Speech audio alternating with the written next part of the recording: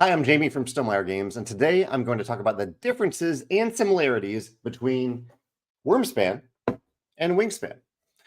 Wormspan, Wormspan over here, Wormspan is the sequel, the spin-off to Wingspan. Both have similar mechanisms that I'll describe during this video, but Wormspan is also a little bit more complex and has around 15 different elements, some substantial, some smaller, that are unique and different from Wingspan. We did design this, or Connie specifically designed this. Designer Connie Vogelman designed Wyrmspan so that it would be familiar to those who had played Wingspan, but would not replace it. She designed it so that it would simply be a different game that would proudly sit on your shelf next to Wingspan, and that you could enjoy both of these games. And also, I should mention that Wingspan designer Elizabeth Hargrave was involved in the development of Wyrmspan. So a lot of Elizabeth's advice and touches and feedback and insights are built into Wyrmspan itself. So let's talk about some of these differences and similarities. So let's start with the key similarities. The core hook of Wingspan is that there are a wide variety of bird cards, and you are using those bird cards to play them on your player mats, of which I don't have handy right here, but here, I'll use the Swift Start Guide. You're playing those birds on your player mats to both gain benefits from those birds, sometimes when played, sometimes ongoing, sometimes at the end of the game. And when you play it onto your bird mat, or your player mat, from then on, you are improving a core action, one of 3 core action rows. You're improving that row, even if the bird itself doesn't have an ongoing ability, you are improving that row with the bird that you've played. That core element, lots of unique bird cards, and these card rows that are getting better simply by playing cards onto them. That is kind of the core foundation of what Wingspan is, especially with the many, many different unique birds that are thematically designed by designer Elizabeth Hargrave. Those are the 2 elements, that the core foundation that is carried over into Wyrmspan. In Wyrmspan, you have dragon cards instead of birds. And these aren't fiery, dangerous dragons. These are bird equivalents of dragons. It's like in this world, you would look out the window and you would see little dragons and big dragons flying around. Just like you see birds in our world. So they really are the bird equivalent in this world. Instead of having different habitats, though, on your player mat in Wyrmspan, you have caves. So you have these cave systems in Wyrmspan that you are populating with birds. I'm sorry, with dragons, not with birds. And I should note that the 2 games are not compatible. Wyrmspan uses different resources, a number of different systems than Wingspan. You can't play birds in Wyrmspan. You can't play dragons in Wingspan. But yeah, so you have these rows in Wyrmspan. I'll delve into what the core differences with these rows are, but you can see the similarities. The player mat looks fairly similar to the player mat in Wingspan. 3 different rows, you're activating those rows. So let's talk about one of those core differences. The first one is that Wingspan, or Wyrmspan, I will confuse those 2 names. They are fairly similar. Wyrmspan has caves. You have 3 different caves that you're populating, but you're not just populating with dragons. You also need to excavate them. So there's a slight sense of exploration to this. You're exploring and excavating deeper into these caves. And so there's a whole new card type called cave cards. So they are these square cave cards that look like this. And these cave cards, you can take a new action, an excavate action, to play a cave card from your hand onto your player mat. These all have when played abilities on them. So you will expand or excavate your caves using these cave cards. And aside, they really just do 2 things. One, they give you a one-time benefit. And 2, they give you another place where you're allowed to play a dragon. There are 3 pre-excavated spaces, so you don't have to excavate at the very beginning of the game before you play a dragon. You can jump right in and play a dragon there. But if you want to play more dragons, you need to first excavate caves. Also, near the end of each cave is a one-time benefit that I'll talk about a little bit later. But when you cover this benefit with a cave card, you could gain that benefit right away if you're able to pay for it. So those are the caves. The second element that's a little bit unique is that Wyrmspan features hatchling cards. So these are baby dragons. There aren't really any baby birds in Wingspan. There are birds of various shapes and sizes, but you're never actually taking the eggs in Wingspan and hatching them into birds. So we have eggs. We have these speckled eggs in Wormspan, and you can use an egg and some milk to hatch a baby dragon. So that's how you play these hatchling cards. And the mechanisms of the hatchling cards are also unique. They have this ongoing if activated ability. They have an anytime ability whenever you do cache a resource on them. And then when they grow up, the third time that you place a cached resource on them, they give you a powerful one-time ability. So they have this leveling up sense of growing up and getting bigger. But from start to finish, they just feel a little bit different than normal cards because you do have to use an egg to hatch one of these little dragons. They're shuffled into the rest of the deck with the rest of the dragon cards. They're just a normal dragon card. And you can pick them up if you want to get a hatchling. Next up, we have the guild. So there's this guild system that is completely new. This is kind of a fantasy-like system called the Dragon Guild in Wyrmspan. This is partially a way to just get a variety of resources. Whenever you gain, you have this one token on the Dragon Guild track, and whenever you gain the benefit of a Dragon Guild advancement, you move that token one space forward, and you gain the corresponding benefit. Every time, and it goes around in circles, so you could go around here multiple times. But whenever you get halfway through, or all the way through, here or here, you get to take a cube, and you get to put it in the center section where there is going to be one of 4 different dragon guilds. So we have the Rainforest Guild, the Guild of Seafarers up here upside down. We have the Plains Guild and the Guild of Highlands. So one of these 4 tiles, and they're double-sided to scale based on player count. Here, I'll put a 2 to 3 player one right here. So here's the 2 to 3 player Guild of Highlands.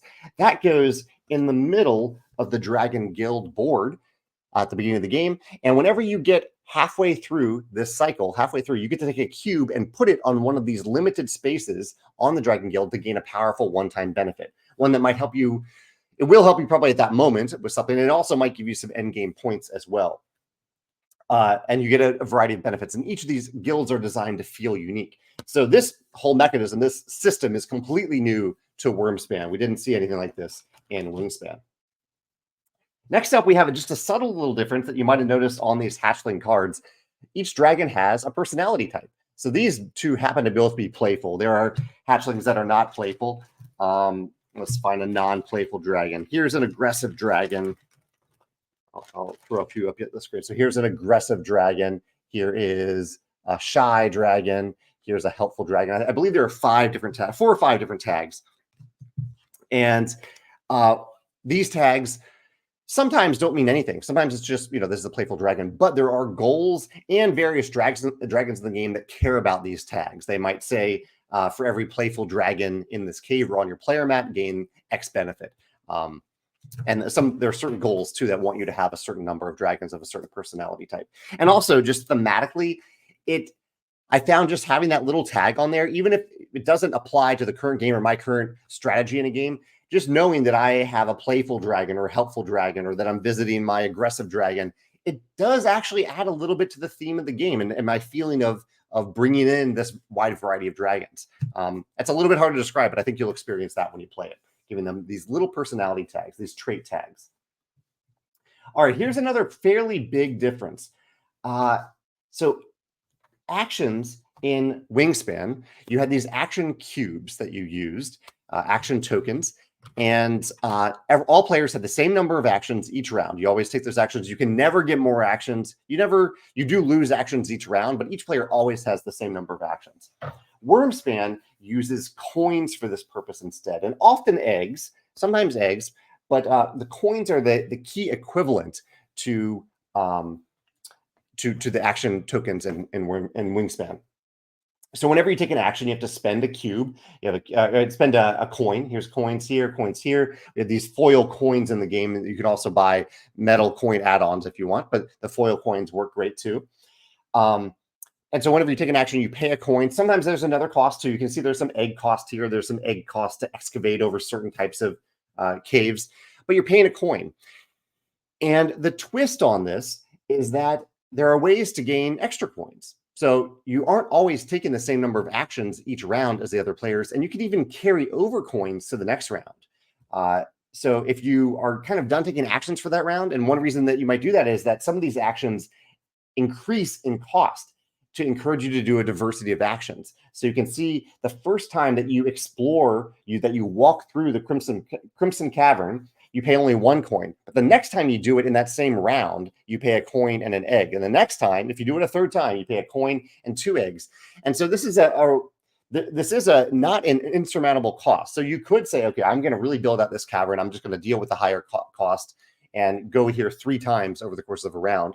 But you could also say, I'm going to diversify. And that's the kind of the point of this, encouraging players to diversify and try different caverns and hopefully visit each cavern once per round. You don't have to, not a requirement, but you do get that cheaper cost once per round. But the example I'm trying to give here is that you may not always want to do that. You might sometimes want to wait until the next round to do a special action that you're building towards. Maybe you're ready to play a dragon in this cavern and you want to activate that dragon, but you don't have 2 coins to do it. So you might hang on to that coin for the next round. And you are allowed to do that. So that's related to the action system here. In Wingspan, you activate your habitats from right to left. So you take, if you have a few different, again, I don't have a Wingspan player mat here, but I'll use the Swift Start Guide again as the example. But if I want to activate this row down here, I would gain this benefit first, and then I'd move my cube this way to gain this when activated ability, and then I'd move the cube here. So in Wormspan, we wanted to add a little bit more of a thematic touch to what exactly you're doing when you're activating these rows. And so every player has a little adventurer meeple. You can see the little meeple somewhere in there. Every player has an adventurer meeple. And if you decide to explore one of the caverns, activating the abilities there, then you started off here. So this cavern says gain a cave card. This is the if activated icon. And then you continue until you see the little stop sign there. And so right now we have no dragon cards out here. So you would stop right away. That's the only benefit that you would get from that row. But say you had excavated that row, or this one's pre-excavated, and I've placed a dragon here, then that stop sign is blocked. And so this is saying you can continue on. And this card happens to have an if activated ability, and then it extends your reach to this other if activated ability before you reach that stop sign. So we're activating from left to right, moving this little meeple down the row. And it's a nice thematic touch again, that you're actually moving the meeple down here. And I love how the dragon cards expand your reach into the cave. Even with the graphic design, you can see that little line that extends this path for your adventurer to walk on. Also, at the very end of each cave is a benefit that you can activate potentially multiple times. So if you have fully excavated and fully populated this cavern with cave and dragon cards, then your adventurer can reach all the way to the end, gaining all these little benefits along the way. And they have this end of tunnel, end of cave benefit. Each one is unique for each of these, that lets you get rid of stuff in your supply that you don't really need, that aren't going to score points at the end of the game, like cave cards, dragon cards, resources in your supply. They don't score anything by default by the end of the game.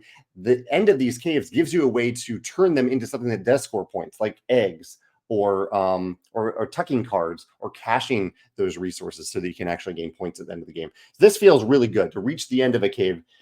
So there's a lot of decisions in Wormspan as to whether or not you're diversifying between caves, or focusing focusing on a cave and getting all the way to the end so that you can activate this ability a few times for endgame points. This is a nice little touch. So we're getting to some of the smaller touches here in Wormspan. I should just keep this mat held up to the screen. You start off with 2 nests. So in Wingspan, before you start a game of Wingspan, you can't lay eggs. There's nowhere for you to lay eggs because you don't have any birds on your player mat yet. And again, you don't have any dragons on your player mat, but you do have 2 nests. It says you can store 2 eggs here. Dragons, of course, also come with places to store eggs. Here's one right there. This dragon can store 1 egg. But from the very beginning of the game, if you have a way of gaining eggs, and you actually do start the game with 1 egg there too, but if you have a way of gaining eggs, you can place them here without even having a dragon who can hold eggs on them. That's a little helpful thing. Again, a very subtle touch here, but at the beginning of a game of Wormspan, you start the game with your choice of 4 cards. You'll draw 3 dragon cards, 3 cave cards. You'll choose 4 of those cards to keep, and you'll also choose any 3 resources to go along with it. So slightly different starting setup than Wingspan. Also, at the beginning of each round, I'll show you the round board here. At the beginning of each round, there's a little reminder here that you'll refresh the cards, the dragon cards and the cave cards, and each player will gain 6 coins and 1 egg. So you get a little bit of starting boost each round. So this is kind of the equivalent of gaining your action cubes back in Wingspan, but in Wormspan, it's just every round you'll gain 6 coins and 1 egg, and you'll have those as your resources for that round, unless you held some over from the previous round, like I mentioned earlier. There's no dice. There's no dice in Wormspan. So I love the wooden dice and the bird feeder system in Wingspan. But we decided to remove that randomness and a little bit of variability too, variability and randomness. We found that playtesters really appreciated just having the resources they needed accessible to them. So what you'll commonly see in Wormspan is this icon. This icon means any one of the 4 resources. That's meat, there's gems or crystals, there's milk, and there's gold. You can gain any one of those. And sometimes you'll see specific icons, like on the Dragon Guild. You can see there's a meat token. So you gain a meat there, you gain a crystal there, and so on. So no dice randomly determining what resources you have access to. You just, if you see the icon, you're allowed to gain it. There's also no bonus cards. So bonus cards are a great system that works well in Wingspan, but we decided to build those bonuses into the dragon cards, especially since we already have 2 types of cards in Wormspan. We have the dragon cards and the cave cards. We felt that we didn't need another card, and so we just built those types of bonuses that you would have on a separate system into your dragon cards. And we found that's actually really helpful because your attention is on your mat here. And so keeping your attention here rather than off to the side with some bonus cards, we found was very helpful to playtesters. We're getting down to the nitty gritty, just a few more things here, a few more differences. The 2-for-1. So in Wingspan, whenever you play a dragon, at that moment, you can convert 2 resources into any 1 resource or food in Wingspan for the purpose of playing that dragon. In Wormspan, we just decided to say you can do it at any time. Anytime you want, you can convert 2 resources to 1. And this matters a little bit because at the end of your turn, you always have to discard down to the magic number of 9. So you can always have 9 total cards in your supply. You can always have 9 total coins, 9 total resources. We found that because you can carry stuff over from round to round, that players would accumulate too much stuff sometimes, and that could be troublesome for balancing the gameplay. So we had these caps on it. But that means that if for some reason you end up with 10 resources before the end of your turn, you can just down convert one of them to a different resource that you need. And it also just offers you flexibility on an ongoing basis, not just when you're playing a dragon. Card abilities are optional. So this is a little tricky rule, but basically, if an ability gives an opponent a benefit, they may gain it even if you decline to do so. That's the overall rule. So if you use an ability that would actually benefit another player, you can't not do that ability. That ability still gives that opponent the option. But we made sure to use the terminology if activated, not when activated in Wormspan. So that's your choice. If you want to activate something, you can. This isn't all that different than Wingspan. In Wingspan, you can choose to activate the ability or not. But we wanted to make it a little clearer in Wormspan what you can or cannot do. I already mentioned that you have to discard down to 9 cards, 9 coins, and 9 resources at the end of each of your turns. That really rarely comes into play, but it is a nice cap to have for balancing purposes. And last, the end round goal scoring is friendly. So we have the goal chart here. It's always comparative. So like in Wingspan has a double-sided board here for goals. There's just one side here, and on this goal board, the player who has, say, the most of whatever the goal is, you have the different goal tiles, they gain 4 points in the first round, 4, 5, 6. They scale up depending on the round. And if 2 players tie for first, both of those players get the 4 points. They aren't dividing. You're not doing any more complex math. You're not dividing. You're adding the 4 and the 1, dividing by 2, rounding down. No, just both players get 4. It's friendly ties, friendly scoring for Wormspan. So yeah, those are the 15 differences, some big, some small, between Wingspan and Wormspan. And again, as you can tell, we took a lot of information from Wingspan to make certain decisions in Wormspan and what we wanted to be different, and also certain things through lots of playtesting that Connie did. and that we organized through blind playtesting, and that I did personally too. We found that certain systems just worked better than others for this specific game. But we do really believe that both of these games, both Wingspan and Wyrmspan, have a place on your shelf. So if you like Wingspan, I think you will also enjoy Wyrmspan. I don't think one will replace the other. Actually, I do have one other difference here. I almost forgot this one. I do want to mention this one. One thing that we learned from Wingspan and kind of the vision friendliness of the Wingspan cards is that having the flavor text on the card, those fun facts, those fun bird facts, those are great. I think they add a lot to show how the mechanisms of each bird are designed around the theme of that bird. But it adds a lot of visual clutter to the cards. You may not even realize how much visual clutter it adds until you compare them to the vision-friendly cards that we've also made for Wingspan. And so we decided for Wormspan, rather than try to pack that text onto these cards that already have a fair amount of information, we decided to create a separate book of dragon facts. So we have this thick book, how many? 32 pages of dragon facts that Connie wrote and researched and added personalities and backstories to all these different dragons, to all 183 different dragons. So we include the photo, we include some information that you would find on the card that's in this book, and just a little kind of backstory or information, like a field guide book to each of these dragons. So you still get all this information about the different dragons in the game without having the visual clutter on the cards themselves. So that is a 16th difference that I forgot to mention. Anyway, if you have any questions about these similarities and differences between Wingspan and Wyrmspan, feel free to ask in the comments. I'm happy to answer there. Thanks.